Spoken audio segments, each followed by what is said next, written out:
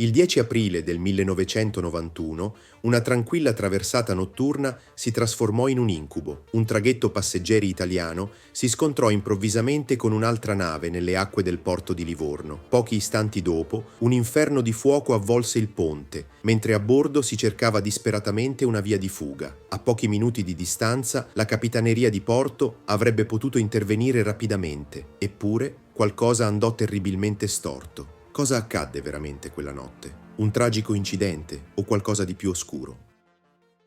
Il Moby Prince fu costruito nel 1967 in un cantiere navale inglese vicino a Liverpool e inizialmente era gestito da una compagnia olandese, operando sulla rotta tra Harwich e Hook of Holland. Nel 1984 la nave fu venduta alla Navarma, una compagnia di navigazione italiana che operava numerose rotte tra le isole di Francia e Italia. Il giorno del disastro, il Moby Prince era in servizio sulla tratta tra Livorno e Olbia, in Sardegna, un viaggio che normalmente avrebbe richiesto poco meno di 7 ore. La visibilità era buona e il mare calmo, quando 75 passeggeri salirono a bordo, unendosi ai 66 membri dell'equipaggio già presenti. Considerando che il traghetto aveva una capacità massima di 1200 persone, si trattava di un viaggio relativamente tranquillo. Alle 22:03 il Moby Prince lasciò il porto di Livorno. Non sembrava esserci nulla di anomalo, mentre la nave percorreva la sua rotta abituale per uscire dal porto. Tuttavia,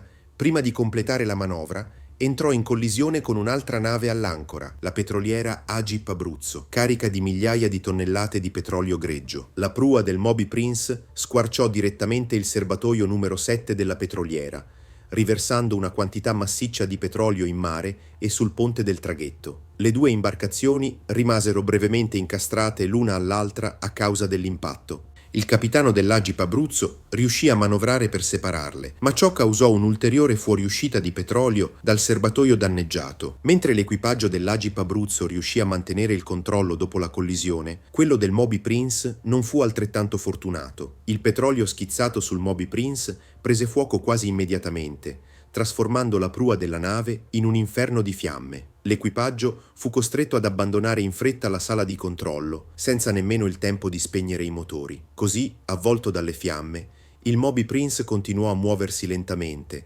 tracciando una spirale sempre più lontano dal punto dell'impatto. Con la sala di controllo ormai inaccessibile, a bordo del traghetto regnava il caos. L'incendio si propagò rapidamente su gran parte del ponte, rendendo impossibile l'utilizzo delle zattere di salvataggio. Invece, i membri dell'equipaggio fecero del loro meglio per radunare i passeggeri all'interno della sala deluxe, un ambiente progettato con porte e pareti ignifughe, dove avrebbero avuto più possibilità di sopravvivere. Nel frattempo, l'operatore radio continuava a trasmettere disperate richieste di soccorso. Non potendo raggiungere la radio fissa nella sala di controllo, stava utilizzando un trasmettitore portatile. Mayday! Mayday! Moby Prince, siamo in collisione, siamo in fiamme, servono pompieri. Dopo qualche secondo, la voce si fece più disperata. Compagno, se non ci aiuti, bruceremo. Mayday, Mayday. Mentre il fuoco continuava a divorare la nave, la sala deluxe rimase inizialmente protetta dalle fiamme. La temperatura all'interno era ancora tollerabile, nonostante le lingue di fuoco si insinuassero sempre più vicine. L'equipaggio e i passeggeri attendevano i soccorsi, convinti che l'aiuto fosse a pochi minuti di distanza. Non potevano uscire autonomamente da quella situazione, ma sembrava scontato che qualcuno sarebbe arrivato a salvarli. Quello che nessuno a bordo del Moby Prince poteva immaginare era che, in quel preciso momento, si stava verificando un terribile errore nelle comunicazioni. I soccorritori erano stati effettivamente mobilitati dalla terraferma, ma stavano concentrando tutti gli sforzi sulla Agip Abruzzo. La petroliera era ormai avvolta dalle fiamme e si stava tentando di domare l'incendio con ogni mezzo. Nessuno stava cercando il Moby Prince. Il motivo? Il capitano dell'Agip Abruzzo aveva erroneamente riferito che la collisione era avvenuta con un piccolo rimorchiatore e non con un traghetto passeggeri. Per chi era sul posto, spegnere l'incendio e salvare i circa 30 membri dell'equipaggio aveva la priorità rispetto alla ricerca dell'altra imbarcazione coinvolta nella collisione. Si presumeva infatti che si trattasse di un piccolo rimorchiatore con a bordo solo pochi membri dell'equipaggio. Le autorità avrebbero potuto essere allertate dalla chiamata di soccorso del Moby Prince, ma la trasmissione era debole. e difficilmente udibile. Se l'hanno sentita, probabilmente hanno frainteso il messaggio confuso. Il risultato finale di questi tragici errori di comunicazione fu che nessuno stava cercando il Moby Prince. Nessuno si rese conto che a bordo c'erano decine di persone in attesa disperata di essere salvate. Infatti, solo dopo un'ora fu scoperto il relitto ormai devastato del Moby Prince. Un rimorchiatore, che lo individuò per caso, riuscì a salvare l'unico sopravvissuto del disastro. Alessio Bertrand, un giovane mozzo che si era gettato dalla poppa della nave per sfuggire all'incendio. Solo in quel momento i soccorritori si resero conto che una grande imbarcazione aveva urgente bisogno di assistenza. Le navi antincendio si diressero verso il Moby Prince, riuscendo infine a spegnere le fiamme e raffreddare lo scafo con le manichette antincendio. Un soccorritore riuscì a salire a bordo e a collegare un cavo di traino. Ma il recupero effettivo del traghetto avvenne solo all'alba del giorno successivo. A quel punto non c'era più nessuno da salvare. Tutti i 140 occupanti del Moby Prince erano morti, ma non furono le fiamme a ucciderli. Si scoprì che, mentre l'equipaggio abbandonava la sala di comando, non c'era stato il tempo di spegnere il sistema di aria condizionata. Questo continuò a funzionare, aspirando monossido di carbonio e altri gas tossici e diffondendoli nella sala deluxe, dove passeggeri ed equipaggio si erano rifugiati. Le autopsie confermarono che tutti erano morti per soffocamento.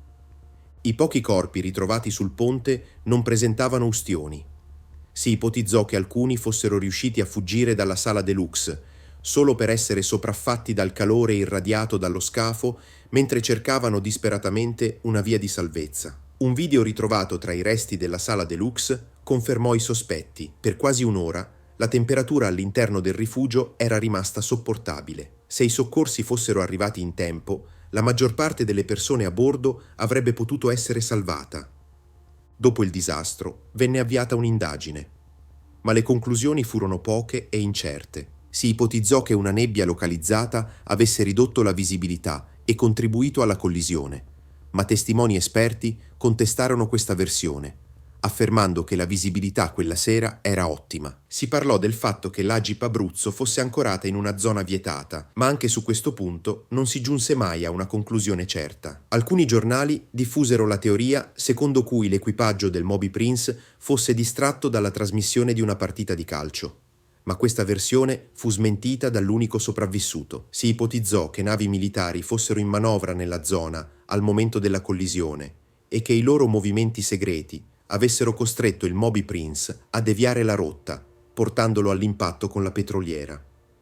Ma anche questa teoria rimase senza prove concrete. Di fronte a tutte queste incertezze, attribuire responsabilità precise fu quasi impossibile. Alcuni membri dell'equipaggio dell'Agip Abruzzo e della Capitaneria di Porto furono inizialmente accusati, ma tutte le accuse furono ritirate o gli imputati furono assolti. Ancora oggi, la tragedia del Moby Prince pesa sulla coscienza pubblica. Molte domande sono rimaste senza risposta e molti credono che i veri responsabili non siano mai stati puniti. Se anche solo uno degli errori di quella notte fosse stato evitato, le cose avrebbero potuto finire molto diversamente. Una chiamata di soccorso ignorata, una collisione fraintesa, i soccorsi inviati alla nave sbagliata. Bastava evitare anche solo uno di questi errori per salvare 140 vite. La distruzione del Moby Prince è stata una tragedia che si sarebbe potuta evitare.